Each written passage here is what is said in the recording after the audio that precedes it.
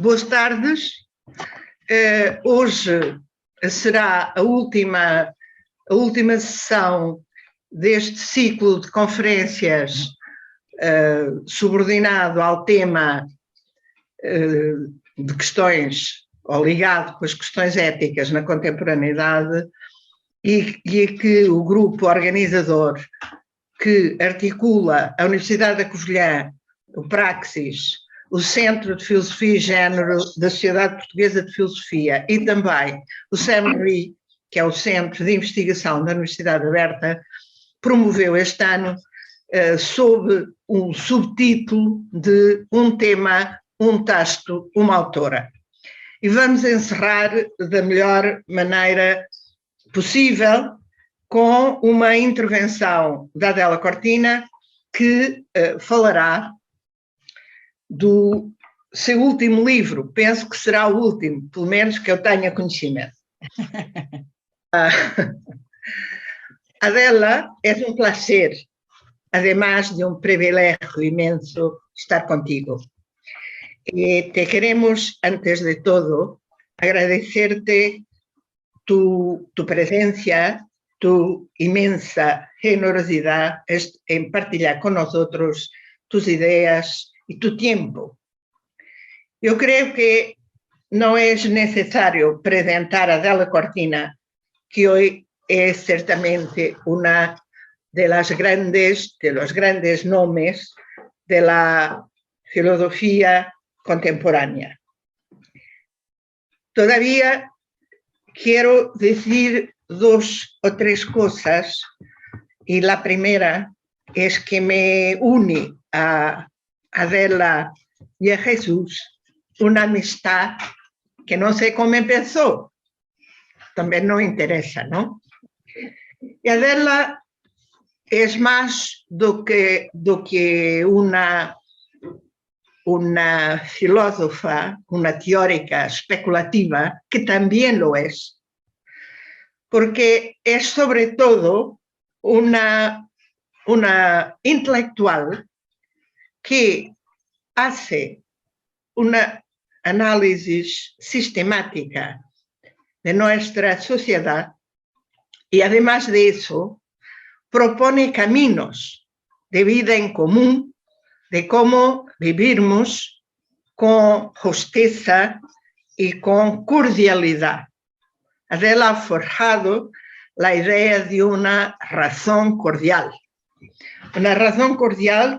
que, sin perder nada de su capacidad argumentativa, la cual puede ser un instrumento de liberación, de autonomía, es también una manera de incluir en su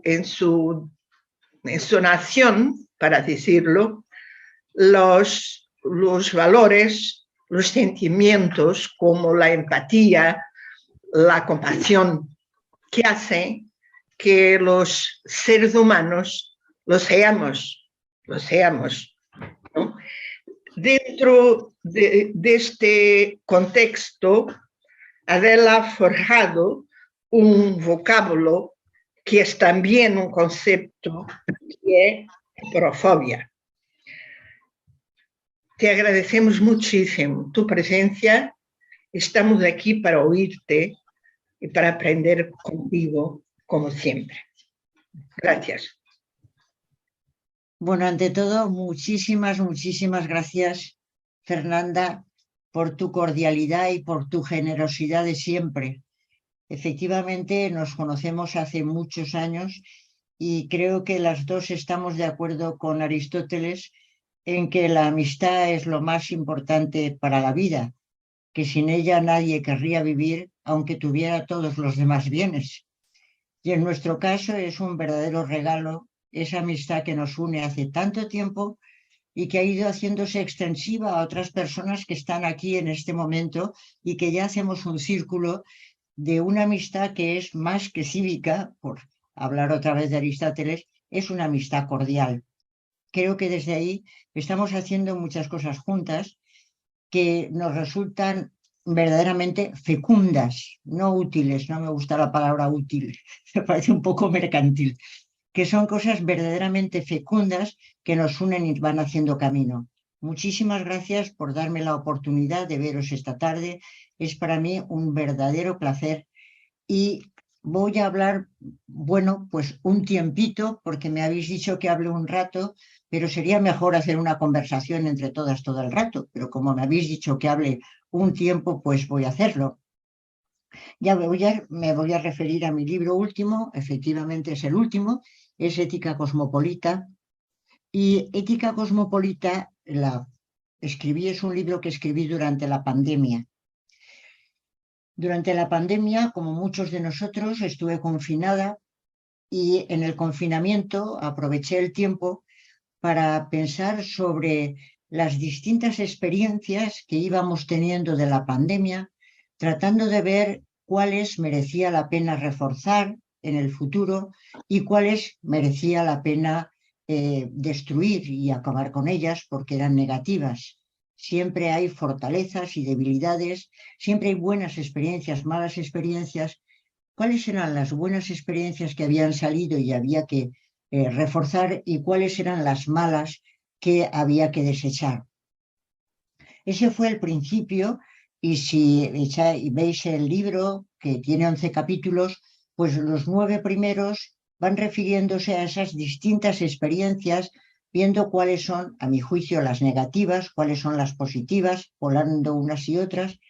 Y después, en los últimos capítulos, en los 2 últimos, se propone lo que es el título del libro, que es Ética Cosmopolita. ¿Desde qué ética se podría abordar todas esas experiencias que se habían vivido durante la pandemia para ser justos con lo que son los seres humanos?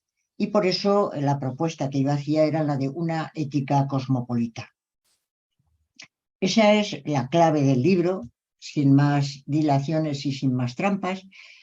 Y yo voy a destacar algunos trazos rápidamente, empezando por las primeras experiencias que me parecía que merecieron la pena, que había que reforzar y que me temo que desgraciadamente no hemos reforzado en absoluto. Me preguntaban en ocasiones los periodistas qué cree que vamos a aprender de la pandemia y yo les contestaba, me da la impresión de que desgraciadamente muy poco, porque los seres humanos, por desgracia, aprendemos poquísimo. Caemos siempre en los mismos defectos y volvemos una y otra vez. Y creo que eso se puede decir de casi todas las experiencias que tuvimos.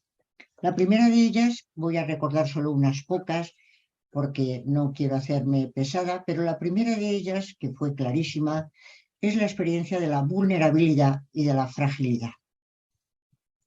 En cuanto estalló la noticia de que había una pandemia, lo que algunos han llamado desde el punto de vista científico una sindemia, es decir, una de esas epidemias que dañan sobre todo a aquellos que ya están dañados.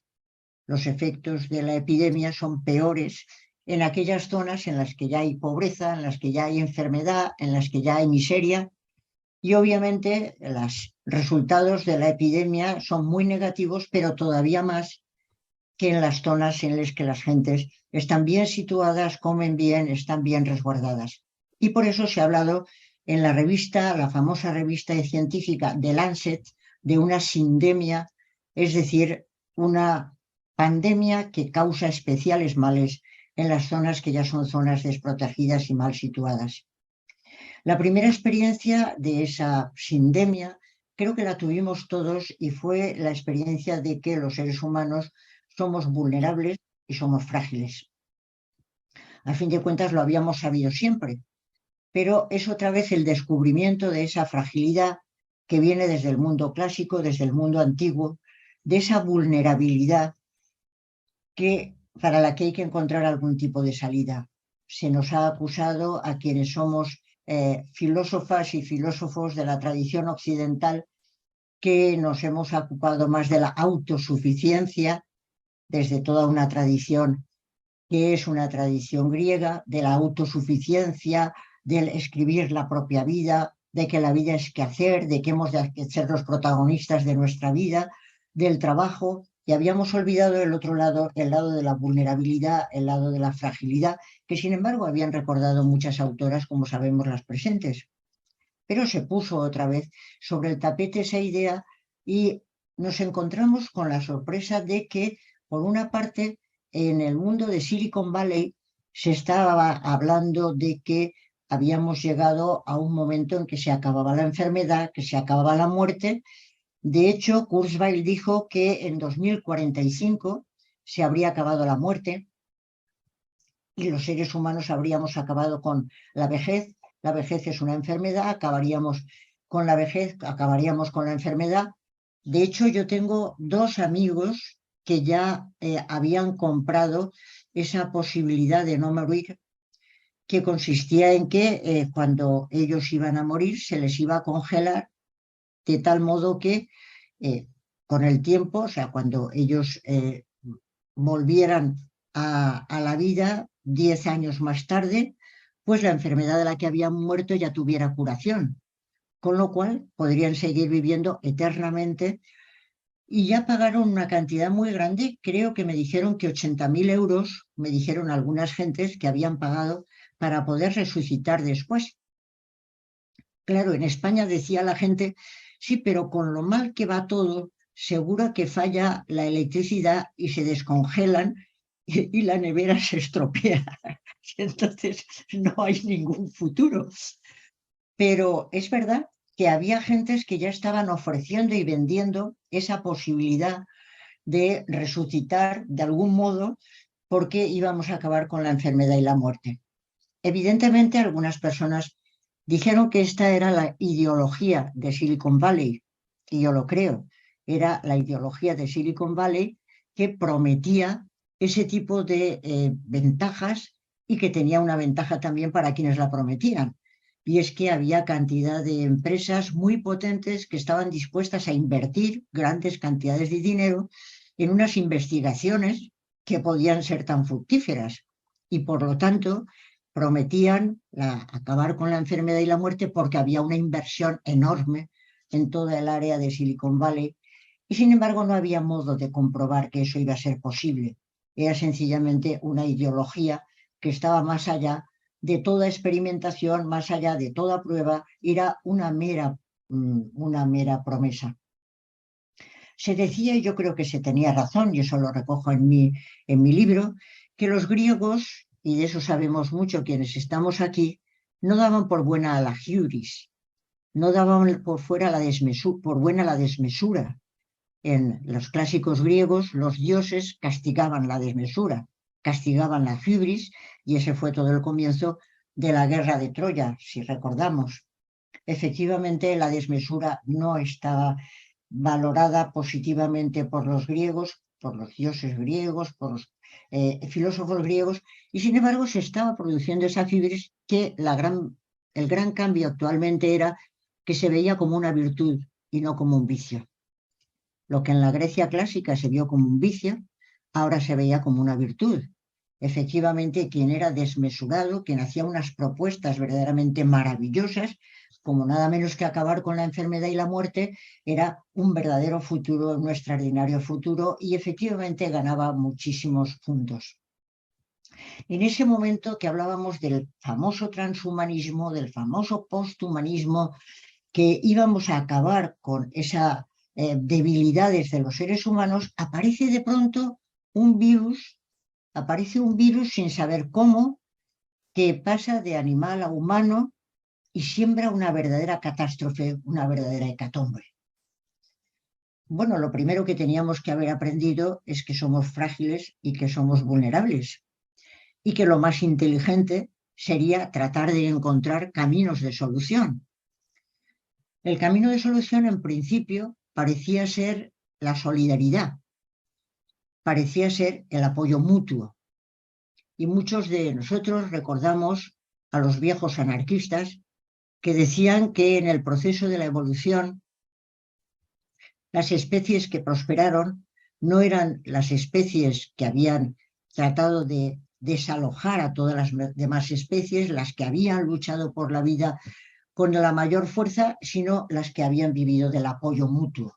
Esa era la idea de los viejos anarquistas, el apoyo mutuo. Había conseguido que la especie humana fuera una especie que prevaleciera, que prosiguiera, porque habíamos inventado la medicina, habíamos inventado los entierros, habíamos inventado el apoyo de unos por otros y eso nos había permitido seguir adelante. Me parece que al principio, cuando estalló la pandemia, las gentes apreciamos mucho el apoyo mutuo, apreciamos mucho la solidaridad. Y de hecho, no sé en Portugal, ya me lo diréis, pero en España las gentes aplaudían a los médicos y las enfermeras porque estaban en los hospitales salvando la vida de la gente, en las universidades, en las unidades de cuidados intensivos, salvando a la gente contra toda esperanza y dejándose días y días y horas de trabajo.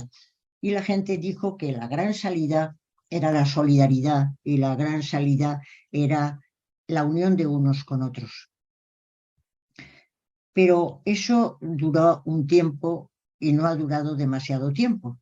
Desgraciadamente creo que es una lección que ha dejado de aprenderse bastante pronto.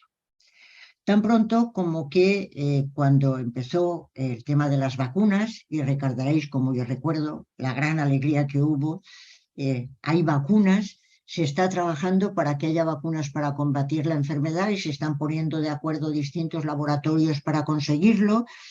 Hubo una gran alegría, subieron las acciones en el mercado, subió la bolsa, parecía que había un futuro, que estaba vencida la COVID, pero inmediatamente se pensó en una idea muy buena, y la idea muy buena era que Europa, la Unión Europea, iba a intentar resolver o distribuir las vacunas unidas, todos los países de la Unión Europea, en vez de hacerlo cada país por su cuenta. Parecía que habíamos aprendido algo de solidaridad. El solidum es el que nos lleva adelante. Parecía que habíamos descubierto eso por lo menos y efectivamente Europa se propuso toda ella combatir a las vacunas solidariamente. Pero claro, no, lo que no se le ocurrió a la Unión Europea es que el mundo es más que la Unión Europea. Y entonces empezaron a salir algunas voces diciendo, pero ¿cómo es posible que no estemos pensando que hay otras gentes en el mundo que también necesitan vacunas? Y vino aquella frase que a mí me parecía terrorífica de tenemos que intentar vacunar a todo el mundo porque estamos todos en el mismo barco. Y cuando el barco se hunde nos vamos a hundir todos y por eso es por lo que hay que hacer una vacunación universal. Yo pienso que teníamos que haber pensado en extender todas las vacunas porque cada persona vale por sí misma y es necesario ayudarle para que su vida siga adelante, no por salvar el barco, que es el barco de todos y que todos estamos juntos.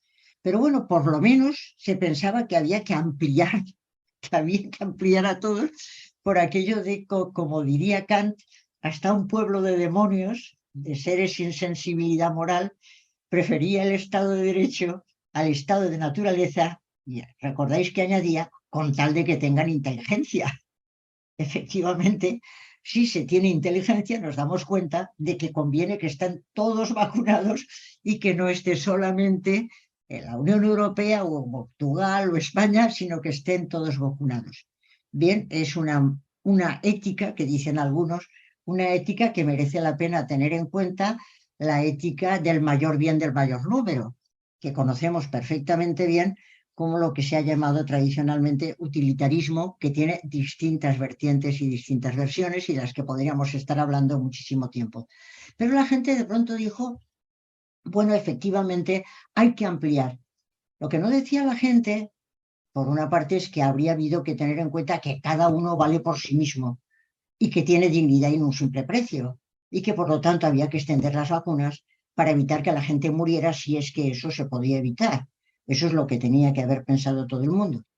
Pero lo que no decían tampoco es que cuando se viaja en el mismo barco, unos van en los camarotes de lujo y otros van en cubierta. Y otros van en una lancha y otros no van en ningún sitio, sino que se caen en el mar. Y sino que nos digan todo lo que está pasando con los inmigrantes que están intentando pasar el estrecho de Gibraltar, pero no solo los que están intentando pasar el estrecho de Gibraltar, sino con los inmigrantes de Perú, con los inmigrantes de Venezuela, con los inmigrantes de todo el mundo, que se quedan todos por el camino, porque al final se piensa que no merece la pena tenerlos en cuenta. Bueno, parece que no habíamos aprendido demasiado de aquella solidaridad que apareció tan entusiasta con los médicos, con las enfermeras, sino que cada quien volvió a lo suyo. Y yo creo que aquel aprendizaje de que hacía falta la solidaridad no lo hicimos y se está viendo claramente con la guerra de Ucrania, que ha sido otra de las catástrofes mundiales que está viniendo y que está apareciendo. Por supuesto, la pandemia fue una catástrofe mundial, pero la guerra de Ucrania está siendo una catástrofe mundial, entre otras razones porque se está desarrollando en un lugar de la Tierra, pero tiene repercusiones para todo el mundo, incluso para lo que se llama el sur global, que también está resintiéndose de la pobreza generalizada, de la baja de posibilidades para todos. Hay una catástrofe de nuevo universal. No hemos aprendido la solidaridad, tendríamos que haberla aprendido, y nos encontramos en este momento con que seguimos con catástrofes universales a las que no sabemos hacer frente. Por eso, cuando empezamos con la pandemia, yo empecé a reflexionar sobre este punto y me dije, ¿desde qué ética hay que responder a catástrofes universales? Estamos en un mundo global, lo sabemos desde finales del siglo pasado. Hemos pasado a todo este ámbito de la globalización, claramente, pero se han globalizado también las catástrofes. Se han globalizado los efectos de las consecuencias de la ciencia, de la técnica. Y yo entonces recordaba, cuando empecé a escribir mi libro, en el año 1973, Carlo Toapel, en el último capítulo de su libro La transformación de la filosofía, un capítulo extraordinario que se titula El a priori de la comunidad de comunicación y los fundamentos de lo ético, de la ética, decía, mirando a las consecuencias de la ciencia y de la técnica, que por primera vez en la historia de la humanidad las consecuencias de la ciencia y la técnica tenían un alcance mundial, un alcance universal, y por lo tanto tenían que ser resueltas o respondidas desde una ética también universal. Y decía Apple, con mucho acuerdo, y yo lo recojo en Ética Cosmopolita, decía, mientras que los problemas se están planteando en el macro nivel, la ética está dando respuestas en el micronivel o en el mesonivel. Es decir, en el nivel de la familia, en el nivel de las relaciones más cercanas, pero no en el nivel del macronivel, que es donde se están planteando los grandes problemas. También en los demás, por supuesto que sí, en todos ellos. Pero así como sí que hay unas éticas particulares para los niveles más pequeños, falta una ética para el macronivel, una ética universal. En aquel artículo, en aquel último capítulo, que era fruto de una conferencia pronunciada tiempo antes, pues Apple lo que ponía era una ética planetaria. Es tiempo de crear una ética universal, una ética planetaria, porque si no hay una asimetría entre la ética, que es del micro y meso, y los retos de la ciencia y de la técnica, que son macro. Hay que dar una respuesta que sea también universal, y él planteaba una ética planetaria.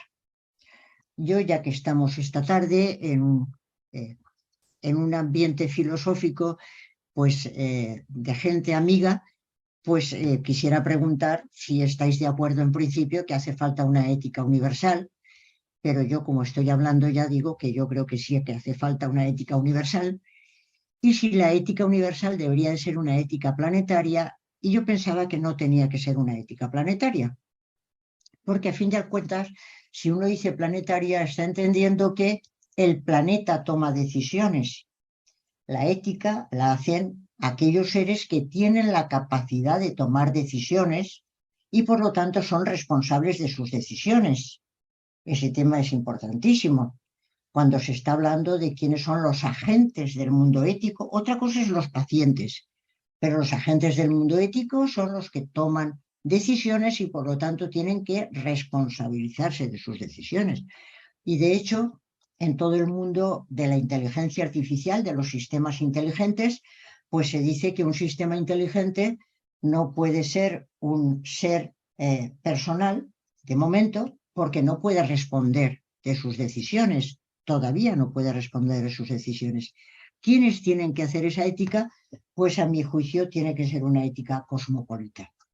Y entonces me pareció que era importante, igual que John Rawls en Teoría de la Justicia, cuando habla de cómo pergeñar, cómo bosquejar una idea de justicia para una sociedad pluralista, dice que merece la pena echar mano de una tradición filosófica que ha tenido mucha fuerza y que es una tradición muy valiosa, que recordaréis que sería la tradición del contrato social. Piensa Rawls que con la idea del contrato social acabó con Fichte, ya no se volvió a hablar del contrato, y sin embargo él en el siglo XX rehabilita la idea del contrato social porque le parece que es fundamental para tratar de ver cuál sería la idea de justicia para una sociedad plural, para una sociedad pluralista, como si los miembros de esa sociedad hubieran sellado un contrato. A mí me pareció que había una tradición muy importante, una tradición cosmopolita, que empieza con Diógenes de Sinope, cuando le preguntaron de dónde venía y contestó: soy ciudadano del mundo. De eso hace más de 20 siglos. Y desde que empezó con esa afirmación, soy ciudadano del mundo, ha habido un hilo conductor que se ha ido reforzando en ocasiones y en ocasiones se ha ido debilitando, pero que ha ido recorriendo el mundo estoico, por supuesto. El mundo estoico, los estoicos serían defensores del cosmopolitismo, como sabemos. Se dice que Sócrates, y después comentaré también el punto de Sócrates, que me parece que es verdaderamente interesante, y después ha ido recorriendo toda la tradición justnaturalista cristiana, se ha reforzado en el mundo de la Ilustración. En la Ilustración tiene un refuerzo enorme en la posición del cosmopolitismo de distintos niveles y distintas posibilidades, y después ha seguido hasta nuestros días, y en los años 90 del siglo pasado hay un refuerzo y un renacer del cosmopolitismo muy fuerte, entendiendo que es la mejor forma de organización para el futuro. Yo en este libro de Ética Cosmopolita defiendo en los 2 últimos capítulos que efectivamente la propuesta para una ética que sea hoy en día una ética universal tendría que ser una ética cosmopolita en la línea de esa tradición, aunque añadiendo una gran cantidad de reformas, porque el tiempo no pasa en vano, las situaciones van cambiando y entonces estamos en un momento en que esa tradición tendría que recibir una serie de características que serían características propias de nuestro tiempo. ¿Qué sería básicamente el cosmopolitismo? Pues recuerdo a los presentes, aunque lo sabemos todos los que estamos aquí, que la tradición cosmopolita tiene una nota esencial y es la de afirmar que a esa tradición le preocupan las personas. No le preocupan tanto los estados, los pueblos, los países, los colectivos. A la tradición cosmopolita le preocupan las personas. Y entiende que las personas pertenecen todas ellas a 2 comunidades: una comunidad en la que nacen contingentemente, que es la comunidad política, y nacen contingentemente porque se pueden hacer en Portugal, se pueden hacer en España, y en ese caso pues se tiene la nacionalidad portuguesa o la nacionalidad española y hay una identidad. Estamos en tiempos de identidades, eso lo sabemos perfectamente. Estamos en tiempos de identidades en que el tema de la identidad es verdaderamente importante. Hay identidad política, por supuesto que sí, y cada quien tenemos una identidad política que es contingente hasta el punto de que alguien puede comprar su nacionalidad en algún país, se puede comprar también por dinero, se puede tener por herencia, etcétera. La identidad política se puede comprar, pero el pertenecer a una comunidad política no es esencial, no es la esencia de una persona, sino que el cosmopolitismo entiende que la esencia consiste en pertenecer a una comunidad que es la de todos los seres humanos. A esa comunidad se pertenece esencialmente y no solo de manera contingente. Y es esa pertenencia la que da a cada persona un estatus especial, la que le da un estatus moral, la que le hace tener dignidad y no un simple precio. Es evidente, como saben todos los presentes, que la tradición cosmopolita de corte estoico tiene una presencia enorme en la filosofía de la Ilustración, sobre todo en la filosofía kantiana.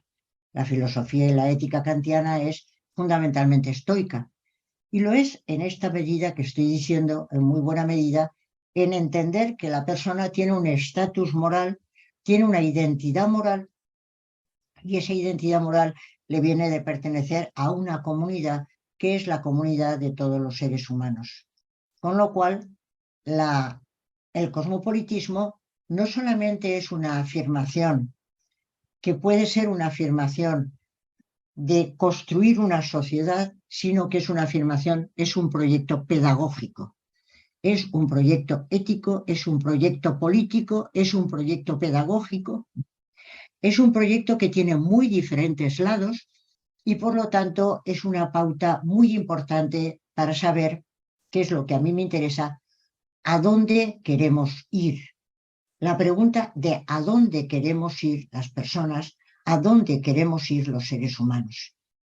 Efectivamente, es muy importante hablar de anécdotas, es muy importante hablar de distintos asuntos, pero lo importante es hacia dónde queremos dirigirnos, qué queremos hacer los seres humanos y hacia dónde queremos educar como proyecto educativo. En este momento entiendo que el cosmopolitismo es, por una parte, como dice Ulrich Beck, una necesidad epistemológica. Una necesidad epistemológica. Como sabemos, Ulrich Beck es un sociólogo y entiende que solamente se puede entender el mundo con una mirada cosmopolita. Y yo estoy de acuerdo.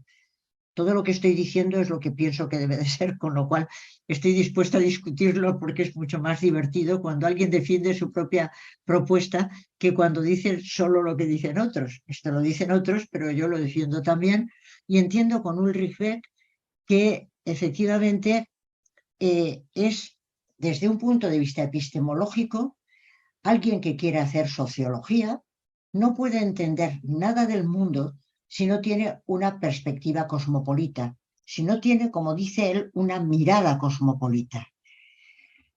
Los nacionalismos cerrados, los grupos cerrados son miopes. Solamente ven un lugar, un grupo, un camino, pero tenemos que tener una mirada abierta, una mirada cosmopolita y cada vez más. Y yo creo que las presentes y los presentes habremos hecho la experiencia de ver distintos mapas mundiales que hoy se nos van presentando y que antes tenían en el centro a Europa y ahora tienen en el centro a China y a India y a Oriente. Y Europa queda allá relegada en un sitito pequeño porque no somos el centro de la humanidad. Hoy en día el centro de la humanidad se ha desplazado hacia Oriente y Oriente está siendo el centro de la humanidad. Si no entendemos lo que pasa en Oriente, no entendemos lo que pasa en Europa. Pero si no entendemos lo que pasa en lo que se llama el sur global, que serían todos los países de América Latina, pero también los países africanos, si no entendemos lo que pasa en el sur global, no entendemos absolutamente nada. Entonces nuestro mundo se ha ampliado enormemente y para entender algo de lo que nos pasa, tenemos que tener una mirada cosmopolita, ver a todo nuestro mundo y tratar de entender dentro de él qué es lo que pasa. Es un punto de vista epistemológico, sin duda, es un proyecto educativo. La gran pregunta, si se recuerda, la gran pregunta también kantiana, o la gran afirmación es: la persona es por la educación, es lo que la educación le hace ser. La educación es fundamental, y si recordáis los trabajos de pedagogía de Kant, lo que dice claramente es que la educación consiste en sacar lo mejor, los mejores gérmenes de la humanidad, cultivar y desarrollar los mejores gérmenes de la humanidad, que son los gérmenes de una sociedad cosmopolita, de esa sociedad en la que todos los seres humanos puedan sentirse y saberse ciudadanos. Y que eso sería también, y es el siguiente paso, un proyecto político y jurídico. Y es político y jurídico porque la única forma de acabar con la guerra es construir una sociedad cosmopolita. Creo que todos los presentes recordamos bien la paz perpetua, pero no solamente la paz perpetua, sino también la metafísica de las costumbres, en la parte dedicada al derecho cosmopolita y al derecho de gentes. En esa afirmación que se hace rotunda, la paz perpetua puede ser, desde el punto de vista teórico, no sabemos si va a poder ser o no va a poder serlo, pero cuando desde el punto de vista teórico no se puede afirmar ni a favor ni en contra, siempre queda la razón práctica que dice: no debe haber guerra, porque esa no es la forma en que los seres humanos tienen que resolver su derecho. La no a la guerra, el no debe haber guerra, es el gran mandato, el gran imperativo de la razón práctica. ¿Y cuál es la forma de conseguir que no haya guerra? Pues construir una sociedad cosmopolita. La única manera de acabar con las causas de la guerra, que ya decía Hobbes, hay que acabar con las causas de la guerra para que no haya guerra. Para acabar con las causas de la guerra hay que construir una sociedad cosmopolita en la que todos se sepan y se sientan ciudadanos. El cosmopolitismo, a mi juicio, es un proyecto ético, es un proyecto jurídico y político, que es precisamente el que de alguna manera inicia Kant, y tienen una gran cantidad de autores, y en este momento se está desarrollando, como voy a decir después, y recojo en el libro. Y, por supuesto, es un proyecto pedagógico y es una forma de vida. Yo entiendo que es una forma de vida, lo cual es muy importante para la ética, porque no se puede vivir encerrado solo en la propia cultura, solo en el propio terreno, sino que es necesario estar abiertos a las diferentes culturas, a los diferentes terrenos, al mundo.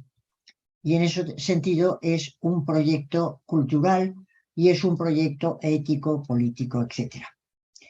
Bueno, pues entiendo que desde ese punto de vista cosmopolita es el de que tendríamos que resolver esos problemas que en este momento se nos están planteando y que son todos globales, porque efectivamente en este momento tenemos el problema de la guerra. La guerra es una cuestión global. El terrorismo es una cuestión global. Es una cuestión que nos acecha a todos. La inteligencia artificial llega a todos los confines, y el mundo de las plataformas, el mundo del ciberespacio, el mundo de la cantidad, todo el tema de las polarizaciones, todo el mundo de los discursos del odio, todo el mundo de la posverdad, la dichosa posverdad que se está transmitiendo a través de las redes sociales, todo ese mundo de redes sociales, de plataformas que desborda totalmente lo que es un solo país y que llega muchísimo más allá. Todo ese mundo necesita un abordaje que sea a su vez un abordaje universal, y entiendo yo que tiene que ser un abordaje cosmopolita que vaya tratando cada uno de los diferentes espacios. Evidentemente, la crítica rápida es la de que todo eso son utopías de filósofos aburridos, y eso es lo que te dice cualquiera. Eso es lo que decís los filósofos, que no tenéis otra cosa que hacer más que pensar utopías aburridas. No, no es una utopía. Y además, en eso, como en muchas más cosas, soy absolutamente kantiana. La sociedad cosmopolita no es una utopía, es una idea regulativa, lo cual es diferente. Una idea regulativa, como recordamos, no es el diseño de un mundo ideal en el que sabemos perfectamente qué es lo que va a ocurrir, cómo va a ser la distribución de la riqueza, cómo vamos a hacerlo absolutamente todo, ¿no? Una idea regulativa es sencillamente una orientación para la acción y una crítica para las situaciones actuales que todavía no han permitido llegar a ese punto. Llegar a una ciudadanía, a una sociedad cosmopolita que no sabemos bien cómo estaría organizada, solamente tenemos algunos trazos, es una orientación para la acción, es hacia dónde queremos ir. Ya se irá viendo por el camino con qué mimbres la vamos construyendo, porque el tiempo no pasa en vano y va aportando posibilidades. Ir poco a poco construyendo ese camino futuro es una orientación para la acción y es un canon para criticar las situaciones actuales que están muy lejos de esa sociedad cosmopolita. Tan lejos como que después de la famosa pandemia, cuando yo anduve escribiendo el libro, y después de todo lo que nos está sucediendo, lo que ha venido no es, decían gente, se ha acabado el imperialismo norteamericano. Pues puede que se haya acabado el imperialismo norteamericano, pero lo que no ha venido es el mundo bipolar en que hay dos lugares. No ha venido la sociedad cosmopolita. Tampoco ha venido un mundo tan claramente bipolar como que solamente está en un lado Estados Unidos y en el otro está China con todos sus adláteres y tenemos una segunda guerra fría. Lo que nos hemos encontrado, como sabemos, es un mundo multipolar, no multilateral. Había gentes que decían los distintos países podrán ir concurriendo, se podrán ir... No, no estamos en un mundo multilateral, sino en un mundo multipolar. Los distintos países se van organizando, cada uno por su lado, pero se está abandonando cada vez más la idea de un solo mundo que en algún momento había aparecido y algunos autores, como recordaréis, han escrito con el título de Un solo mundo, porque al fin y al cabo todos somos humanos y nada de lo humano nos puede resultar ajeno. Y a fin de cuentas, ese sería el solo mundo. No es eso lo que ha venido, parecía que es hacia donde teníamos que ir caminando. Estamos en un mundo multipolar en el que estamos viendo como nunca lo que son guerras crueles, que están por todas partes, evidentemente, y no solamente la de Ucrania, sino muchísimas más, todas las guerras crueles que sigue habiendo, todas las desgracias que sigue habiendo, no estamos construyendo ese mundo de progreso que de alguna manera parecía que se iba a ir construyendo según la experiencia que teníamos, porque se había de construir según la solidaridad de todos. Teníamos que hacer un solidum. Era la única manera de poder defendernos unos y otros a partir de ese solidum. No ha venido eso, sino que seguimos, como diría Stefan Zweig, en el mundo de ayer.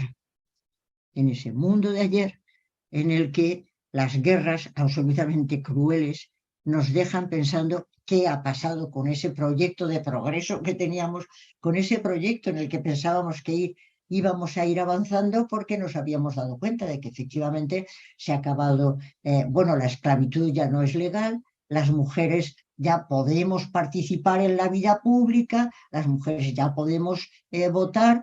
Cada vez la naturaleza va interesando más, cada vez nos vamos dando cuenta de que los animales también tienen capacidad de sufrir. Parecía que estábamos avanzando en una línea de progreso y sin embargo de pronto resulta que todo eso se vuelve otra vez al traste y no parece que se esté avanzando enormemente. La pregunta evidentemente es ¿qué hacer? Si merece la pena seguir avanzando hacia una sociedad cosmopolita, tomándola como una idea regulativa que hay que ir haciendo poco a poco, pero un cosmopolitismo, y yo en el libro defiendo que es un cosmopolitismo que tiene que tener tres características que pueden estar tomadas de la tradición cosmopolita. La tradición cosmopolita es muy amplia, como recordaremos los presentes, pero creo que hoy en día celebramos, entendemos que tiene que tener fundamentalmente tres características que son: tiene que ser un cosmopolitismo arraigado en el lugar en el que está viviendo el cosmopolita, por supuesto. Tiene que ser un cosmopolitismo intercultural y tiene que ser un cosmopolitismo democrático. Tiene que ser un cosmopolitismo arraigado. Es decir, en el lugar en el que se está viviendo es donde hay que empezar a comprometerse. Yo recuerdo cuando estudiaba la carrera que nos comprometíamos con todo el mundo y cuanto más lejos mejor. Nos comprometíamos con lo que pasaba en la India, nos comprometíamos con lo que pasaba en la China, pero el primer compromiso tenía que ser con el lugar en el que se está viviendo. Creo que debe ser un compromiso arraigado porque tenemos que hacer raíces y comprometernos con el país en el que estamos, con los lugares en los que estamos, porque si no el cosmopolita, y como habréis visto, en las críticas al cosmopolitismo son muy grandes en ese sentido, se critica al cosmopolitismo diciendo que el cosmopolita es alguien que no tiene ninguna tierra, que no tiene ninguna patria, que no tiene ningún lugar, que no se compromete con nada, que está en todos los sitios y no está en ninguno. Esas críticas se hicieron durante la época de la Revolución Francesa, tomándolas un poco de la idea patriota de Rousseau, entendiendo el cosmopolita es una patria. Es alguien que no tiene patria, que no se compromete con su lugar, que no se compromete con su tierra, que no se compromete con nada, que vive un día aquí o vive un día allá. No, el cosmopolita tiene que estar arraigado. Lo que pasa es que hoy en día el arraigo también, como sabemos las fuentes presentes, es en sociedades absolutamente interculturales, en las que no se puede decir que hay una sola cultura, sino que hay diversas culturas, pero tiene que haber un compromiso para empezar con los más cercanos, porque si no siempre estamos hablando de los lejanos, pero no de los que están más cercanos. Tiene que ser arraigado, por supuesto, pero siempre abierto al mundo, siempre con esa mirada cosmopolita. En segundo lugar, tiene que ser intercultural. La primera crítica que se hace al cosmopolitismo es que es occidental. Y la saco ya para que se sepa que sé qué críticas se hacen al cosmopolitismo. Se le suele decir que es desarraigado, que no es comprometido, que no sé cuántos. Vale. Se le suele decir también que es occidental. Es absolutamente occidental, es una tradición occidental y por lo tanto no tiene o no puede tener ninguna significación para otras culturas. Esto es algo que habría que ver muy detenidamente, porque efectivamente los autores que yo estoy citando son fundamentalmente autores de la tradición que más conozco, que es la tradición occidental. Pero también es verdad que nos vamos dando cuenta cada vez más, cada vez que vivimos en sociedades que son más interculturales, más multiculturales, que efectivamente los seres humanos tenemos una serie de características que podemos sacar a la luz y que nos unen más que nos separan. Creo que todos los presentes tenemos la experiencia de haber vivido o haber hablado con gentes de otras culturas, con gentes con las que encontramos una enorme sintonía, porque decían los estoicos, todos estamos dotados de razón, pero todos estamos también dotados de sentimientos. Y la razón y los sentimientos nos las vamos encontrando en todos y cada vez nos vamos dando cuenta más de que esa pertenencia a una sociedad humana, a un mundo humano, que es nuestra identidad moral y no tanto nuestra identidad política, es algo que lo constatamos día a día. A mí me parece que es muy interesante darse cuenta de que en este momento se decía que hay una diferencia muy grande, y esto hay que verlo lentamente, una diferencia muy grande entre las culturas orientales y las occidentales. Y se decía que, por ejemplo, la cultura china, como tiene esa ascendiente confuciano, pues valoran más la comunidad y el grupo que a las personas, y que tienen por características y por virtudes la obediencia al grupo, la obediencia al jefe, la obediencia, y entonces habría unos valores chinos orientales, unos valores indios, unos valores asiáticos, unos valores diferentes de los occidentales. Yo creo que esto es algo que hay que repasar muy claramente, porque en este momento en China, por lo que yo veo, están protestando en las calles claramente porque no están de acuerdo con toda esta situación de COVID, lo cual quiere decir que efectivamente los chinos tienen ansia de libertad. Y yo he leído algunos autores que dicen claramente que la situación que están viviendo en China de opacidad, de cerrazón, de autarquía, es verdaderamente nefasta porque dicen claramente que los chinos, como todos los seres humanos, lo que quieren es también optar por la libertad. También por la prosperidad, pero quieren optar por la libertad. Y yo creo que efectivamente se habla mucho de unas diferencias culturales muy grandes, pero a la hora de la verdad, cuando nos encontramos unos con otros, nos damos cuenta de que tenemos esas características de humanidad que nos unen unos a otros desde hace muchísimo tiempo. Y por eso creo que es importante salvar a cada persona, a todas las personas, haciendo esa sociedad cosmopolita intercultural. No multicultural, sino intercultural, en que haya un diálogo entre todas las culturas que traten de buscar unos puntos comunes. Esto es algo que se ha intentado desde hace mucho tiempo, se ha hecho distintos diálogos de distintas culturas y también de distintas religiones, precisamente para ver qué es lo que nos une y no tanto lo que nos separa. Eso se ha ido trabajando con el tiempo y por eso yo creo que eso hay que seguir con ello y ya voy a ir acabando. La siguiente característica es que tiene que ser una sociedad cosmopolita democrática. ¿Cómo llegar a la sociedad cosmopolita? Pues Kant proponía, como saben los presentes, dos caminos. Uno de ellos sería un Estado mundial, conseguir un Estado mundial. Pero uno de los temores es que un Estado mundial fuera tiránico y por lo tanto tendría que ser un Estado democrático. Y lo que Kant proponía, si recordáis, es él llamaba republicanizando todos los países para ir llegando a un republicanismo mundial. Yo ahora llamaría ir democratizando los distintos países para llegar a una democracia mundial. Esa idea de sociedad cosmopolita tendría que ser una sociedad cosmopolita democrática.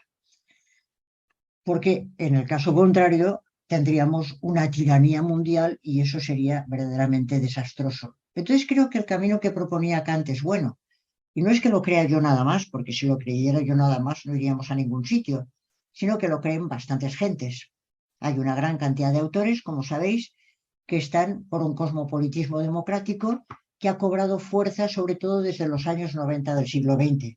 Hay una gran cantidad de autores que están trabajando en esa línea. Recordemos a David Hell, recordemos a Habermas, recordemos a un cosmopolitismo en el que se vayan democratizando los distintos países e ir construyendo esas alianzas entre unos países y otros hasta llegar a esa sociedad cosmopolita. Cualquier persona me puede decir que eso sigue siendo una utopía de filósofos aburridos, porque justamente desde los años 80 del siglo XX se dice que estamos, o desde los 90, que estamos en un periodo de recesión democrática, que se está deteniendo y congelando las democracias, que no hay nuevas democracias, que las democracias que existen pierden calidad, que países que parecían democráticos en realidad son iliberales o son directamente tiranías, y por lo tanto la democracia está desgraciadamente en horas bajas. Y yo creo que es verdad. Uno de los capítulos del libro está dedicado a cuidar la democracia, porque creo que el camino hacia la sociedad democrática futura tiene que ser cuidar las democracias de los distintos países y ir aumentando la calidad de las democracias. Y efectivamente me temo que se están debilitando demasiado y que eso no es bueno, ni para cada uno de los países, ni para la sociedad mundial. Cuidar la democracia es fundamental y eso hay que hacerlo con las instituciones, pero también con la ética, con las formas de vida, con las propuestas de vida. Ese sería un camino de ir democratizando paulatinamente hasta llegar a un Estado democrático mundial. Pero además, esa sociedad cosmopolita, y aquí voy a una crítica que hace Martha Nussbaum al cosmopolitismo, que a mí me parece desacertada. Dice que los cosmopolitas, y en ese caso no se refiere tanto a Kant como a otros, no tienen en cuenta los derechos económicos y sociales, sino que tienen en cuenta sobre todo los derechos civiles y políticos. Entiende, tomando la crítica de la razón pura, si recordáis ese texto maravilloso en el que Kant dice que la crítica de la razón tiene que exponerse a la crítica de cualquiera de los ciudadanos, porque si no se expone a la crítica, entonces levanta la sospecha de que no quiere dejarse criticar la razón no quiere dejarse criticar, y si no se deja criticar, entonces es que es dogmática. Y si es dogmática, entonces ya hemos caído en los fundamentalismos, en las supercherías. La razón tiene que dejarse criticar por cualquiera de los seres humanos. Es lo que dice, si recordáis, en ese texto fabuloso de la crítica de la razón pura, cuando dice que tiene que dejarse criticar por cualquiera, tiene que exponerse a la crítica, porque todos los seres humanos tienen voz para ejercer la crítica. Y por lo tanto, algunos han dicho, y yo estoy de acuerdo, que hay una especie de ciudadano universal que es el que tiene voz, y si la razón no se quiere dejar criticar, es que efectivamente no hay, tiene algo que ocultar y tiene que algo que es en realidad no racional. Cerrarse la razón es muy malo, lo cual quiere decir que hay que abrir un amplio espacio, un espacio público de crítica de la razón. Y eso es una necesidad contra el dogmatismo, es una necesidad contra los fundamentalismos, pero claro, como han dicho muchas gentes, eso es abrir el espacio a los derechos civiles y políticos, sobre todo a los civiles. La libertad de expresión, que por supuesto para todo este mundillo es sagrado, la libertad de política también para actuar en distintos mundos. Y se dice, bueno, pero los cosmopolitas no tienen en cuenta los derechos económicos, sociales y culturales, sino que solamente tienen en cuenta los derechos civiles y políticos. No es verdad. A mí me gustó mucho un artículo de María Julia Bertomeu, que no sé si conocen los presentes. María Julia Bertomeu es una filósofa argentina que trabaja muchos temas de filosofía política y tiene unos trabajos muy bonitos mostrando cómo efectivamente en la metafísica de las costumbres lo que Kant está defendiendo, y eso es precioso, es esa tradición del justnaturalismo naturalista que entiende que la tierra es de todos los seres humanos. En principio, la tierra es de todos los seres humanos. El derecho político va haciendo la distribución de las propiedades de los distintos seres humanos, qué es lo mío, qué es lo tuyo, pero no podremos saber qué es lo mío y qué es lo tuyo hasta que no haya una voluntad universal que decida sobre lo mío y lo tuyo universal. Efectivamente, para decidir sobre lo tuyo y lo mío en cada uno de los países es necesario firmar un pacto político, es necesario el contrato social, pero no se sabrá en realidad qué es lo mío y lo tuyo de cada quien hasta llegar a una sociedad mundial en la que se pueda saber qué es lo mío y qué es lo tuyo desde la voluntad universal, es decir, desde la voluntad de todos los seres humanos. Ese sería un contrato de todos los seres humanos, y esa sería la voluntad de todos los seres humanos. Yo creo que tiene razón María Julia, y por eso lo recojo en mi libro, y entiendo que efectivamente no podemos pergeñar en qué tiene que consistir claramente la sociedad cosmopolita con todos los detalles, pero sí que tendría que ser una sociedad que respete, por supuesto, los derechos civiles y políticos y los derechos económicos, sociales y culturales de las gentes. Tendría que ser una democracia, de alguna manera, una democracia liberal y social, una democracia que tenga en cuenta los derechos de todos. Bueno, ese es, en sustancia, los trazos de lo que sería una sociedad cosmopolita. El libro no trata de eso más que en los 2 últimos capítulos. En el resto de los capítulos habla de todas las experiencias de la pandemia, hablando de en qué medida se está sustituyendo el trabajo por el teletrabajo, cómo se ha expresado la gerontofobia, la fobia hacia los ancianos porque no se ha permitido en ocasiones que se les llevara a los hospitales por pensar que los mayores de 80 años no había que llevarles, etcétera. Cómo se ha dicho que había que trabajar o resolver la polémica entre libertad y seguridad. Bueno, ahí están todas las experiencias que han aparecido en la pandemia, pero el enfoque sería el enfoque de ver si vamos y caminamos hacia una sociedad cosmopolita, que creo yo que es muy importante, y lo creo que es para acabar, cito el libro anterior, con la aporofobia, que como ha dicho Fernanda, es una palabra de mi creación, acabar con la aporofobia, es decir, con el rechazo a los pobres, con el desprecio a los pobres, porque en una sociedad cosmopolita no debería de haber excluidos. Y como se sabe, los pobres son los que en la sociedad del intercambio, en los que intercambiamos lo tuyo y lo mío, parece que no tienen nada interesante que dar a cambio y por lo tanto son excluidos. Una sociedad cosmopolita es aquella en que no habría excluidos, no habría aporofobia, y por eso ayer salió un artículo mío en El País que llevaba por título Pospobreza, porque creo que ya tanto hablar de posmodernidad y posdemocracia y possocialismo y pos todo lo habido y por haber, pues me parecía interesante proponerse crear un mundo pospobreza, es decir, un mundo en el que no haya pobreza y que hablemos de aquel tiempo en que había gente sin hogar, en que había gente que iba a las colas del hambre, en que había gente absolutamente desprotegida, como algo absolutamente trasnochado y como algo que realmente no exista. Creo que es hacia ahí hacia donde hay que ir. Y efectivamente existen mimbres.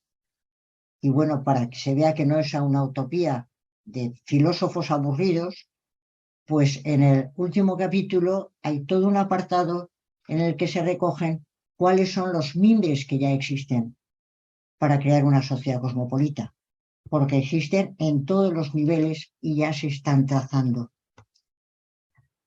Pues he hablado un buen rato, tenéis la paciencia de Job, pobrecitos. Muchas gracias.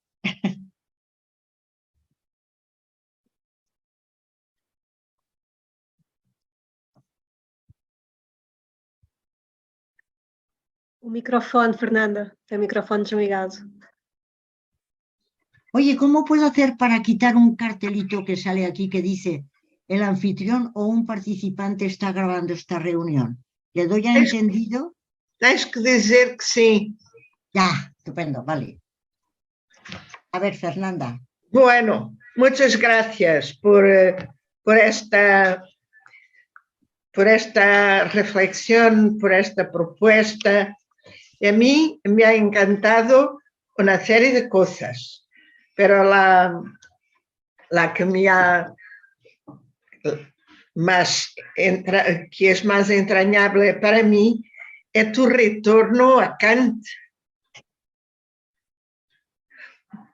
O sea, has empezado por Kant. Has dado tu tesis de doctorado es sobre Kant. Has dado una vuelta por el mundo teórico y has regresado a Kant de una manera muy fuerte. Bueno, sobre todo, también me ha encantado la idea que yo creo que es muy necesaria para los debates contemporáneos en muchas dimensiones, que es la diferencia entre utopía e idea reguladora, ¿no? Yo creo que es una manera muy fácil de callar a la gente que habla fuera de la caja, ¿no? de la cuadratura, es decir, eso es una utopía. Exacto. Y creo que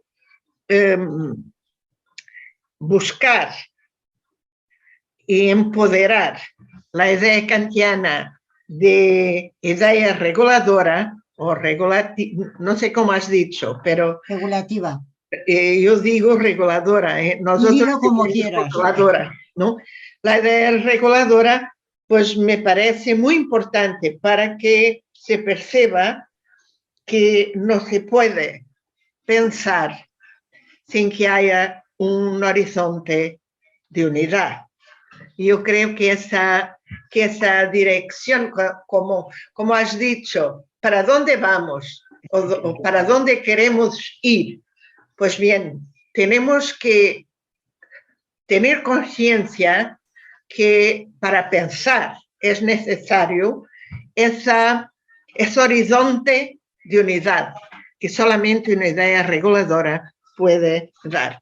Pero muchas gracias. Y ahora doy la palabra a los presentes y a las presentes que espero que quieran decir algo. Fernanda, ¿puedo decir algo yo? Sí, claro. Bien. Entonces, lo que quería decir, claro, la idea de idea regulativa a mí me parece extraordinaria. Me parece extraordinaria y me parece extraordinaria cuando en la metafísica de las costumbres, al final de la doctrina del derecho, recoge Kant ese texto que me parece maravilloso cuando dice, como ya he mencionado, que la paz perpetua va a ser posible o no. La razón teórica no puede decir si va a ser posible o no, porque por la experiencia no podemos decir si va a ser posible, pero tampoco podemos negarlo. Nadie puede negar que en el futuro puede haber una sociedad en paz. Tampoco puede afirmarlo por experiencia. La experiencia no nos puede mostrar una cosa de otra u otra, por lo tanto no es un tema de la razón teórica. Pero hay otra forma de razón que es la razón práctica, que es tan racional como la razón teórica.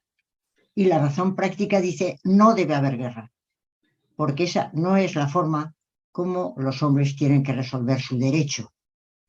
Si no debe haber guerra, entonces a mí me parece que es muy bonito darse cuenta de que también trabajan racionalmente los que trabajan por la paz. Porque los que trabajan por la paz no saben si va a haber un final feliz o no, pero saben que hay que ir en esa dirección. Y es racional trabajar en esa dirección, que es lo que tú has dicho. La cuestión es la de decir, es racional trabajar en esa. Yo no soy una persona irracional y estúpida que está trabajando por algo que no es posible. Es que no sé si es posible, pero lo que sé es que hay que trabajar en esa dirección. Y ahí, para que veas que no solamente soy kantiana, pero que sigo fiel a mi ética del discurso, aquí donde me ves, en un momento determinado Apple dice que la comunidad de comunicación es una idea regulativa en el sentido kantiano, pero que está inscrita en las condiciones pragmáticas del lenguaje. A diferencia de Kant, que efectivamente lo ve como un fruto de la razón práctica, lo que entiende Apple es que en las condiciones pragmáticas del lenguaje estamos presuponiendo, lo queramos o no, una comunidad ideal de comunicación que hay que realizar. En ese sentido es igualmente una idea regulativa, pero está inscrita en el lenguaje, lo cual quiere decir que hay una especie de obligación pragmática. No solo una obligación ética, sino también una obligación pragmática. Entonces, ahí se completa un poco la idea, ¿no? Sigamos. Sí. ¿Quién quiere hablar? ¿Quién quiere preguntar? ¿Quién quiere decir algo? Ok? Ninguém? Eu posso? Bueno, Eu posso? Eu posso? Pode, claro. Nesse breve ensaio, eu não puedo hablar em português? É possível? Sí, te traduce, No, Fernanda te traduce. Pouco? Sí. Sí. Fernanda te traduce, que es muy lista. Luísa, faça uma pergunta com menos circunvoluções do que é costume, porque senão depois eu não consigo traduzir. Certo? Ou pergunta, ou comente, Eu lo mas tentarei. seja, Sim. vá. Eu lo tentarei. En ese ensayo de Kant de la juventud, yo lo creo, él le dice que es solamente la razón puede asegurar ese derecho de cosmopolitismo que es atente en una trindad de derechos como los derechos cosmopolita y comunitario de habitar la tierra, los derechos de visitar y los derechos de hospitalidad. En este triunvirato es un derecho que está afecto a la educación y que solamente yo lo recuerdo la razón puede asegurar este derecho cosmopolita. Yo estoy recordando unas palabras de una filósofa también, Agnes Heller. Ella va contra este tipo de pensamiento porque entiende que la razón ha sido la base de todos los discursos de la persuasión, y que tiene sido esa razón como base de la persuasión política, que tiene sido un atropello a la democracia liberal, la democracia que asegura los derechos a las libertades fundamentales del ser humano, porque con esa razón tiene dado origen a persuasión y también a ciertos nacionalismos que tienen conducido a gobiernos autoritarios. No sé cuál es la opinión de Adela sobre la posición precisamente de Agnes Heller. ¿Y por qué? Yo no sé si No sé Bueno, si lo has entendido. no he acabado de entender, Fernanda, ¿puedes aclararme más? sí, yo creo que no sé si logro aclararte, porque no sé si he comprendido bien, pero creo que cuando Luisa habla de Agnes Heller, está hablando de una otra propuesta que critica la base de la importancia de la razón en la construcción del mundo, sobre todo del mundo democrático. Pero no sé si es esto. Pero, por outro lado, penso que podíamos juntar outra questão, não? Está tudo muito calado. Sim, Há duas pessoas a a Irene, pedir, três pessoas. levantou a mão. Há três pessoas a pedir para falar. A Irene foi a primeira pessoa a levantar a mão. Irene, é que Irene, Ana tem ali Leonor uma e a mão. Paula Martins da Silva. Desculpa, está a Irene, está a Ana, E a Paula Leonor Martins da Silva. e a Paula não vejo, mas pronto. Está. Então, por esta ordem, Irene. Bueno, hablaré en español. He estado intentando buscar aquí cómo se levantaba la mano y al final lo he conseguido, pero he tardado. Bueno, pues muchísimas gracias por esta lección coloquial, porque a la vez ha sido una lección, como siempre cuando hablas tú, lección por lectura, porque es tu lectura, y lección porque es una forma de crear un ambiente en que se lee, y se lee no solo tu libro, sino las ideas que ofreces, ¿no? Naturalmente que como siempre estamos encantados de seguir esa lectura. Yo creo que Luisa, que ha hablado antes, me meto en la interlocución, en el fondo está dando voz a lo que es la crítica a esta racionalidad que es fundamentalmente instrumental, ¿no? Y no tanto comunicativa. Y en el fondo quizá no está teniendo en cuenta que tu posición ha sido siempre la de defender una razón cordial. Y es a eso a lo que voy, ¿no? Que has conseguido, y me parece muy interesante, con los problemas que en cualquier caso tiene la idea regulativa. Cuando somos kantianos o kantianas, siempre volvemos a la casa de donde salimos, ¿no? Nunca la dejamos del todo.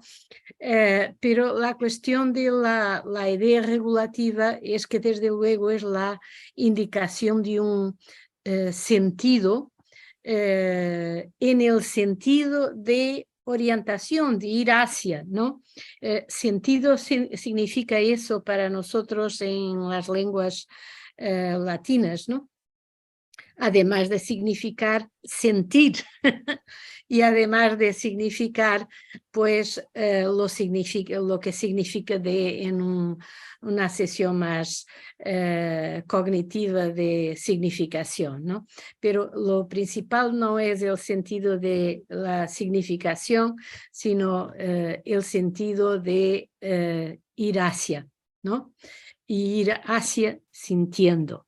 Entonces, aquello a lo que vamos me parece extraordinario como síntesis de lo que pueda ser en nuestros días una orientación hacia el ser ciudadano del mundo. También es volver a la casa de donde hemos partido, pero ahora de una forma más compleja, porque claro, lo que pasa con este mundo planetario en que vivimos es que en todo el planeta hay la tendencia a lo múltiple, a la multiplicidad que tú justamente has intentado poner de parte en el sentido de ser la integración, de ser la interrelación y no la multiplicidad.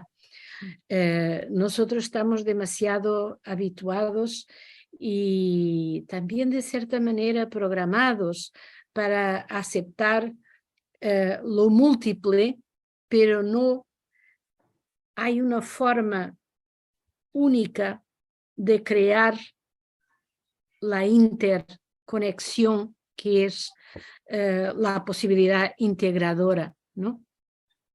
Y eso me ha parecido muy, muy bien, muy interesante. Claro que intentas ir justamente a eso de que por un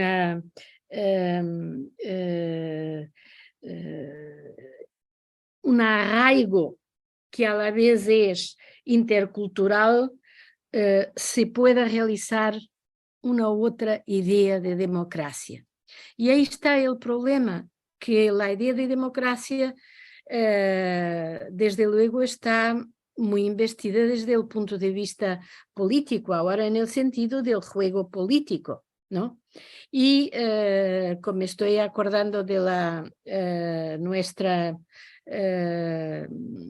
que ha sido primer ministra, la María de Lourdes Pintasilgo, que yo defiendo también, que ha intentado poner en juego una idea de democracia que no era meramente política en ese sentido del juego político, y sí en el sentido de el poder del pueblo, no tanto en el sentido de pueblo, pero en el sentido de la conjugación de esfuerzos. Y ahí es donde yo veo que esta indicación kantiana del sentido no es fácil de conseguir interpretar en su cómo. La fenomenología es siempre la cuestión del cómo, ¿no? Y el cómo no es fácil, porque el cómo siempre es el de cada uno, el de cada tiempo, ¿no? Entonces la pregunta que te lanzaría es cómo ves que pueda crearse ese cómo democrático, no en el sentido del juego político, pero que tiene que tener en cuenta pues lo que en en el juego humano, intercultural, a la manera de cada uno, por lo tanto con su arraigo en cada parte desde donde salimos, ¿cómo se puede pensar que eso se cree, que instancias tienen que estar ahí en juego? Porque tú que tienes un libro además sobre la economía, ¿no? Y que has pensado mucho en la economía ética, ¿no? Pues esa es una de las posibilidades.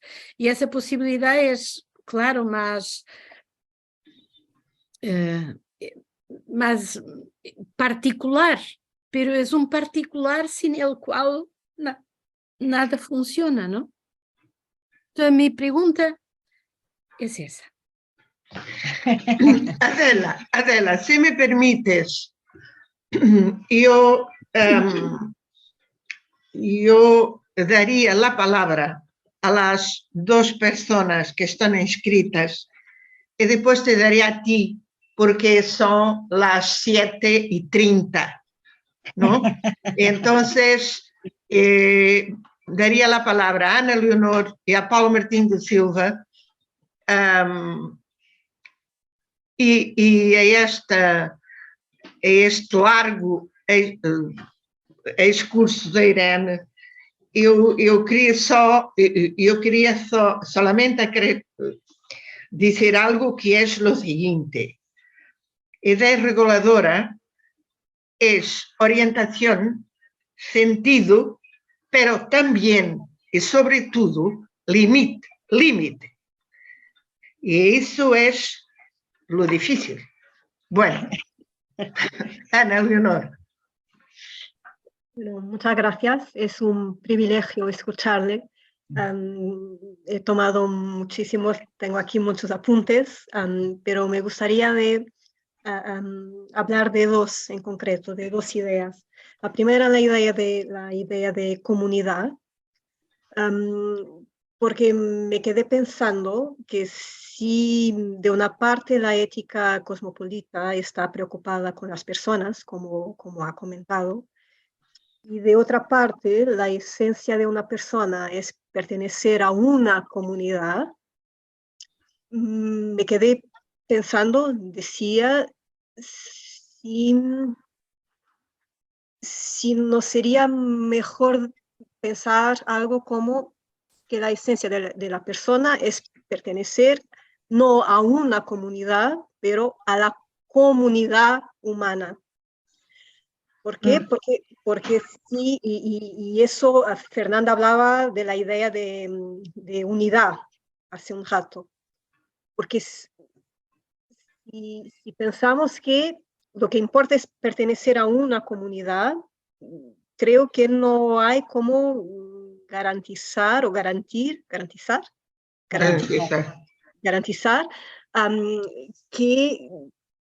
que no hay prejuicios ante las personas de otras comunidades. Pero por otra parte, ¿cómo respetar la diversidad si hablamos simplemente en la comunidad humana? Así que esa idea de comunidad, si pudiera añadir algo más, sería mi primera pregunta. ¿Cómo conciliar estos diferentes entendimientos de comunidad? La segunda cuestión está conectada con el concepto de post-pobreza, de que hablo al final y que me pareció muchísimo interesante, muy interesante. Pero poco antes comentaba que las democracias se están debilitando. ¿Sí? ¿Cómo piensa que es posible conectar estas dos realidades? Que las democracias se estén debilitando, por una parte, y por otro, que llegue el momento de podemos hablar de post-pobreza. Eso era. Muchas gracias. Paula.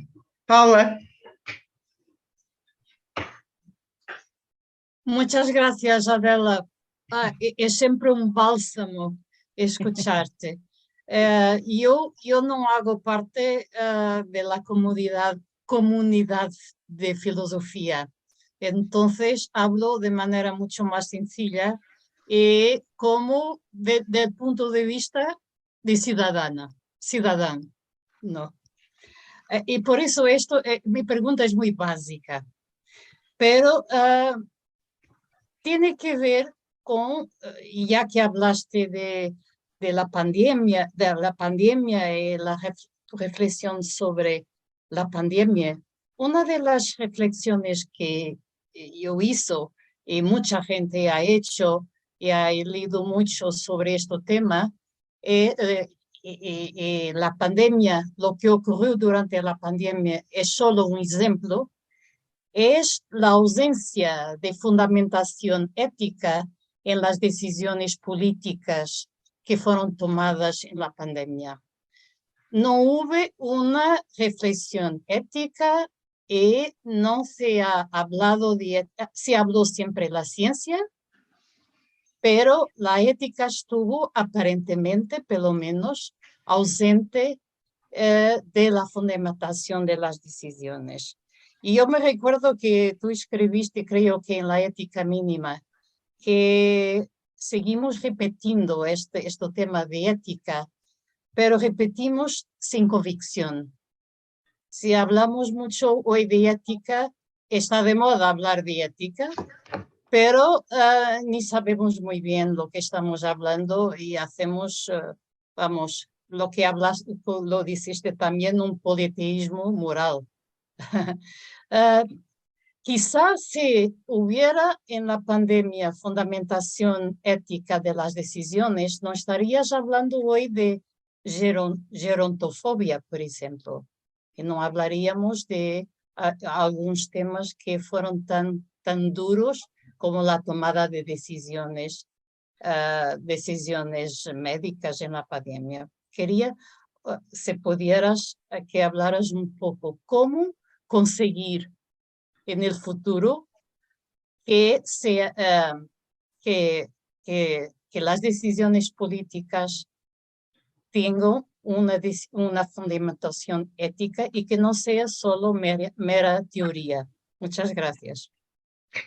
Quem quiser dizer alguma coisa, ou fala agora ou cale-se para sempre. André, não queres dizer nada? Gracias. Hã? Não? Não, Ótimo. não, eu ouço, eu escuto. Escutas, está bem, ok. Adela, tienes la palabra. Pues muchas gracias. Pues empiezo por el final porque lo recuerdo con más facilidad. En principio, la verdad es que se tomen decisiones políticas con una fundamentación ética es bastante difícil, teniendo en cuenta en general lo que son los políticos que tenemos, por lo menos en España. Es una lástima que efectivamente de la ética pues se hable de nombre, pero después tomársela en serio no se la toma en serio casi nadie. Yo he puesto el ejemplo, y Paula lo ha recogido, de lo que ocurrió en ocasiones cuando a algunas personas no se les llevaba desde una residencia de ancianos hasta un hospital para que se les pudiera aplicar la respiración asistida o estar en la UCI, porque se decía que eran mayores de 80 años. Yo no sé si en Portugal se tuvo el mismo problema, pero en España eso ocurrió en muchas ocasiones y de hecho hubo algunos grupos médicos que incluso hicieron algún tipo de vídeos que pasaban en los hospitales diciendo que a la hora de priorizar a quién había que atender, pues que uno de los elementos es que si tenía más de 80 años quedara fuera. Claro, eso mostró que había una gerontofobia. Creo que la palabra gerontofobia, bueno, no está tan aceptada como otras, pero se habla de edadismo, ¿no? Edadismo. Se tiene en cuenta la edad. pero siempre la edad de los mayores. Y realmente yo en uno de los capítulos trato de ese tema porque creo que hay un edadismo latente en la sociedad que afloró en el caso de la pandemia, por una parte porque en ocasiones se dijo más de 80 años no se puede, no se debe llevar a una persona. Bueno, más de 80 años, ¿qué tiene que ver que tenga 80 años? Es una persona y tiene dignidad y no un simple precio. Pero además es que en ocasiones, yo no sé si la experiencia vuestra ha sido esa, cuando se decía, han muerto mucha gente, pero eran mayores de 80 años. Entonces parece que respiraba la gente diciendo, bueno, si eran mayores de 80 años, casi es una suerte porque podremos cobrar las pensiones. Pero claro, entonces se está reflejando un edadismo que estaba latente y aflora en ese momento. Claro, eso hay que tenerlo muy en cuenta, por eso le dediqué un capítulo. Y tengo que añadir algo, y eso sí que fue interesante. Me llamó un colega de Derecho, muy bueno, un catedrático de Derecho muy bueno, y me dijo, Adela, me han encomendado en el Ministerio que hagamos un informe sobre este tema justamente de cómo tratar a las personas mayores, tal, en el caso de las UBIs y de las UCIs, etcétera, y tenemos que hacer, me han dicho que haga un informe, y yo le pregunté, ¿en ese informe se va a decir que cuando alguien tiene más de 80 años no se le atiende? Y me dijo, no, en ese informe se va a decir que a todas las personas se les tiene que atender por igual. Y entonces dije, entonces estoy de acuerdo en trabajar también en el informe. Y la verdad es que salió un informe que a mí me gustó mucho, del Ministerio de Sanidad, porque era un informe que decía que había que el criterio de edad y el criterio de discapacidad no podía ser un criterio para apartar a una persona. Ese criterio no servía. Había que atender a todos por igual. Lo que había que hacer es, primero, intentar ampliar el número de hospitales a los que se podía llevar a la gente. Si hacía falta llevar a otra comunidad autónoma, se le llamaba a la otra comunidad autónoma. Si hacía falta, porque ante todo había que intentar salvar la vida de las personas y que lo que había que analizar no es el criterio de la edad, sino cada persona qué posibilidades tenía de una vida de calidad después, etcétera, que es lo que se hace siempre cuando se prioriza. En esa ocasión sí que se tuvo en cuenta la ética. En esa ocasión sí que tuvimos, los que hicimos el informe, sí que tuvimos en cuenta la ética, porque nuestro fundamento para tomar decisiones era cuando tenemos a una persona, da igual la edad, da igual la discapacidad, lo que hay que tener en cuenta es en esa persona qué posibilidades de calidad de vida tiene. Entonces, ojalá en todo se aplicara algo similar, entiendo yo, porque creo que sería muchísimo mejor para las decisiones que se están tomando.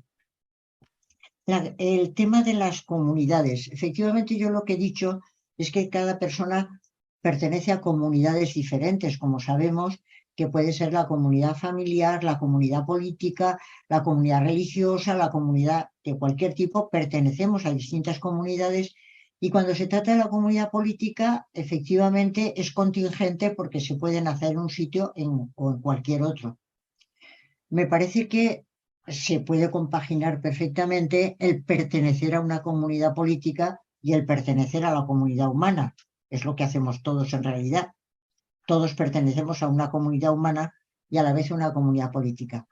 Lo importante, a mi juicio, en este momento es seguir preguntándose qué es lo que tiene importancia moral, qué es lo que da un estatus moral a la persona. ¿Pertenecer a una comunidad política determinada o pertenecer a la comunidad humana? La idea cosmopolita es la de que el pertenecer a la comunidad humana es lo que hace que una persona tenga dignidad y no un simple precio.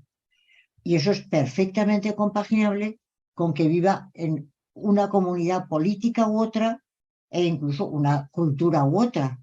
Eso es perfectamente compaginable y articulable siempre que sea fundamental el estatus moral de la persona desde la comunidad humana, que es lo que nos hace a todos iguales en inteligencia y en emoción.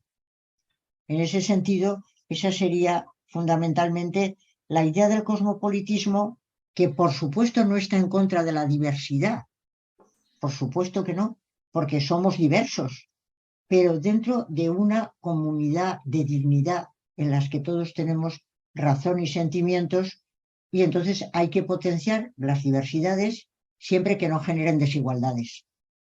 Lo que hay que ir con mucho cuidado es en generar desigualdades. La diversidad es buena, pero si la diversidad genera desigualdad, entonces las cosas empiezan a ponerse mal. Y evidentemente creo que el trabajar hoy en día la democracia es lo más difícil de todo. Y creo que las democracias se tienen que proponer justamente crear un mundo de pospobreza, un mundo en que no haya pobres, porque esa es una obligación moral, política y jurídica de la humanidad. Lo trabajo en el libro y lo trabajaba en el artículo y en todas las cosas. En este momento no hay medios más que suficientes para que nadie sea pobre. En el siglo XVIII o en el siglo XVII no había medios materiales suficientes para que todos pudieran vivir dignamente, no los había. Pero justamente con la revolución industrial empieza la producción de riqueza. Y ahora mismo con la revolución 4.0, 5.0, todas las revoluciones, hay medios más que suficientes para que todo el mundo viva dignamente. Pero es que además se ha dicho desde el siglo XVIII por lo menos, y se ha vuelto a repetir, que todos los seres humanos tienen dignidad y no un simple precio. Con lo cual hay un derecho a no ser pobre. Es decir, la sociedad tiene la obligación de posibilitar a todos los seres humanos que no sean pobres. La pobreza involuntaria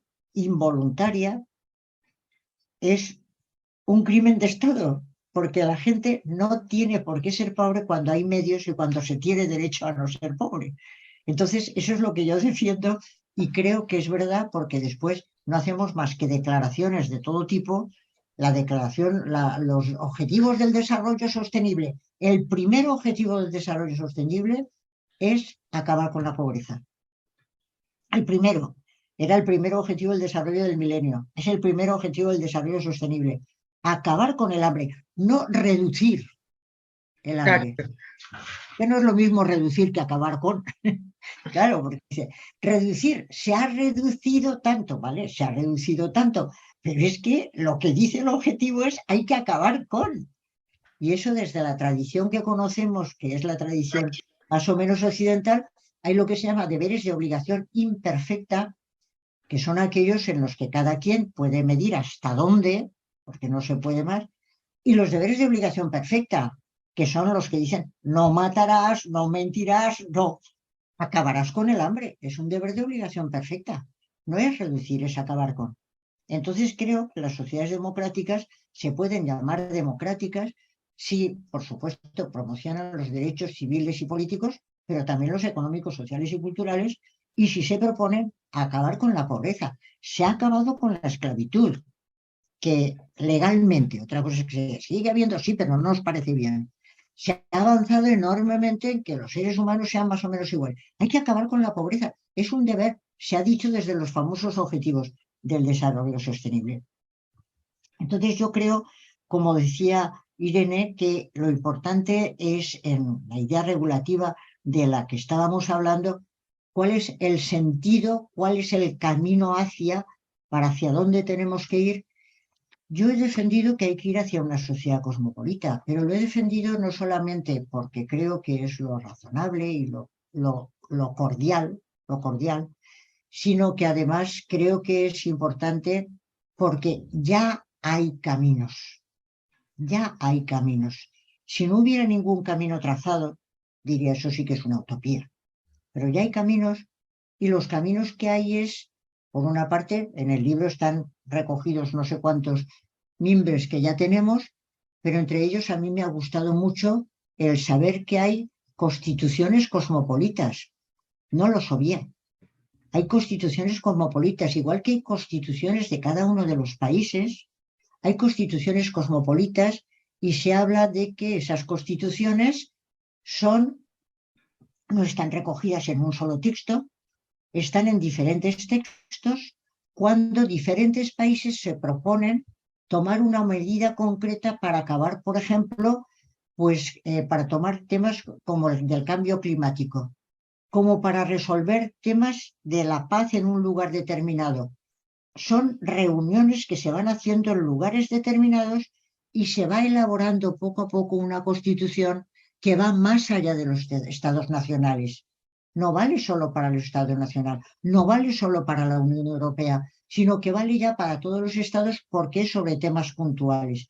Yo creo que ir trabajando también jurídicamente, constitucionalmente, y tomando en cuenta que hay una opinión pública universal, y tomando en cuenta que hay organizaciones solidarias que van más allá de todo. Y hablando de la economía, efectivamente, cada vez más se está forzando desde muchos ámbitos, desde el Pacto Global, que las empresas que económicamente son transnacionales se tomen también en serio aquello de la responsabilidad social corporativa. Somos algunos los que estamos trabajando en esa línea y intentando impulsar que se vaya en ese sentido y que la ciudadanía reclame que se cumpla eso que en alguna ocasión decía Amartya Sen, que está muy bien: la economía tiene que ayudar a crear buenas sociedades. Esta es la meta de la economía, ayudar a crear buenas sociedades. Y me gustó mucho en un libro que leí que decía un economista que cada vez más había chicos que empezaban a estudiar, chicos y chicas, que empezaban a estudiar economía porque querían acabar con la pobreza. No solo saber cómo se aumenta la riqueza, cómo se sube, sino que querían acabar con la pobreza. Yo creo que cada vez hay más gente que suma todo esto, aunque hay otras gentes que no. Pero por eso hay que hacer mucha fuerza porque creo que ese es el sentido. Y para acabar, como decía Ulrich Beck, que me gustó mucho, el cosmopolitismo también tiene una ventaja y es que le han demonizado tanto el Holocausto como el estalinismo.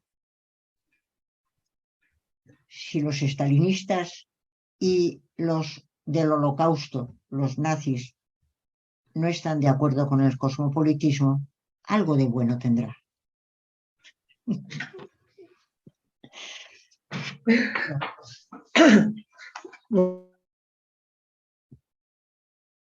¿Te has congelado? ¿Te has congelado, Fernanda? Ai, perdemos a Fernanda. Ela Se ha congelado, deve ter desligado, não sei, o som, a câmara, Não, ela deve estar sem rede. ou sem rede, né? Pois, Está congelada. Pois, se calhar é mesmo congelada. Se calhar congelou para depois voltar daqui por uns anos. Bueno, pues me parece que tenemos que despedirnos, ¿no? Ana, talvez a Ana. Bueno, sí, estoy llamando a Fernanda a ver si contesta. Sí. Creo que se ha desconectado. Se ha desconectado y vaya a volver. ¿Mm? Ah, já está, já está. Ya está, ya está. ¿Está volviendo? Já. Sim, devia aparecer por aí em algum sítio. Está já. Apareceu noutro computador, penso eu. É, acho que sim. Está noutro computador. Tá? Ouvem-me? Sí, Fernanda. Sí. Ah, Fernanda, ahora sí que te veo, pero muy Que isto oscura. está para aqui. Bueno,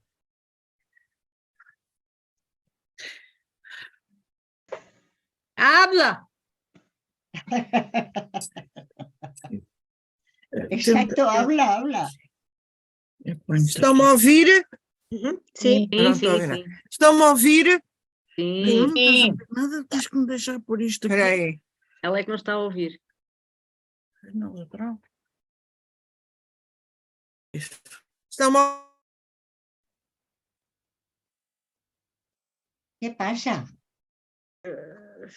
Ela está noutro computador e penso que está com dificuldade em ouvir-nos e em fazer-se ouvir. Deve ser mesmo problemas de rede, se calhar. Sim, sim, sim. Mas já não está connosco outra vez, pois não? Já não está outra vez? No. Qué raro, ¿no? Porque iba muy bien. Sim, sim, sim. Bueno, Ana Bueno, Leonor, eu se quedou acho sem que... bateria. Sim, é só porque não sei se a Fernanda vai ficar muito contente. Bueno, hablo en español. No, no sé si a Fernanda le gustará que Aí está. de não estar Retornou. presente en el Retornou. momento. Outra vez. Retornou. Fernanda tem que ligar o som. Ah, já está, já. Sim. Tem o microfone desligado, Fernanda. Lá está a Tem que ver. ativar, é só ativar o microfone. Pronto, Pronto, está. agora ouvem-me. A ver, di algo. Bueno, es que la internet se ha quebrado. Ha fallado. Ha fallado. Muchas gracias, Adela. Ha sido una alegría, un privilegio, pero sobre todo una alegría de verte, de oírte y de estar contigo una vez más. Lo Muchas mismo te gracias. digo, Fernanda, tenemos que vernos muchas más veces Sí, y además presencialmente. dime una cosa. ¿Jesús está por ahí? No. Sí, ahora le digo que venga a despedirse. No, Ah, sí. Bueno, es que quería decir una cosa, pero si está por ahí no lo puedo decir. ah, ¿Comprendes? no, sí, bueno, dilo que no está aquí. Pronto. No está. No, es que estamos pensando ir a Valencia para el homenaje a Jesús. ¿Para qué homenaje? Pues no lo sabes. Ah, bueno, ya, vale. Muy bien. Estupendo. Pues iremos a Valencia. Estupendo. Muy bien, aplausos. Tienes que decirnos con alguna antecedencia para nos organizarnos. Estupendo. Muy Estupendo. bien. Estupendo. Perfecto. Muy Perfecto. bien. Lo haremos. Gracias. Obrigada. Un abrazo a todos. Um grande abraço, um grande abraço. Adiós. Hasta siempre. Hasta Até à siempre. próxima. Obrigada. Graças. Obrigada. Obrigada. Pronto. Então agradecemos a todos, não é? Mais uma vez a todas. Exato. Muchas gracias, Adela Cortina. E até um dia destes nós vamos fazer, para as pessoas que ainda estão a ouvir, só dizer que nós vamos fazer uma coisa paralela a esta no próximo ano. Isso. Ok. Exato. Posso dizer uma coisa? Podes. Só mais uma. Es que me alegro mucho de que hayamos conseguido crear en este centro de investigación, que es un centro de investigación oficial y por lo tanto con el carácter institucional que tienen estas cosas, como debe de ser, pero hemos conseguido crear una comunidad científica cordial. Muy y bien. eso no siempre es el caso. En este grupo sí. Estupendo, Irene, me parece genial, enhorabuena. Adiós. Gracias a ti, adiós. Hasta luego. Hasta aquí, Nena. Adiós.